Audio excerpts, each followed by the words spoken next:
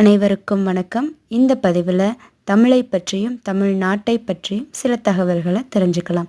தமிழ் மொழியானது 6000 வருட காலம் பழமையானதாக கருதப்படுது. சமஸ்கிருத மொழியையும் தமிழ் மொழியையும் ஒப்பிடும் பொழுது சமஸ்கிருத மொழியை விட தமிழ் மொழியானது மிகவும் பழமை வாய்ந்ததாக கருதப்படுது.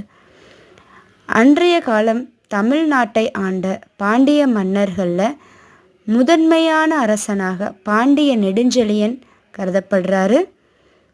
மெட்ராஸ் மாகாணமானது 1953 பிரிக்கப்பட்டது. பின்னர் 1956 தான் ஏற்றுக்கொள்ளப்பட்டது. அன்றைய காலகட்டம் ஆந்திர பிரதேசமும் கர்நாடகாவும் மெட்ராஸோட இணைஞ்சிருந்ததாக சொல்லப்படுறாங்க. 1969 மெட்ராஸ் மாகாணத்துக்கு தமிழ்நாடுங்கிற பெயர் சூட்டப்படுறாங்க.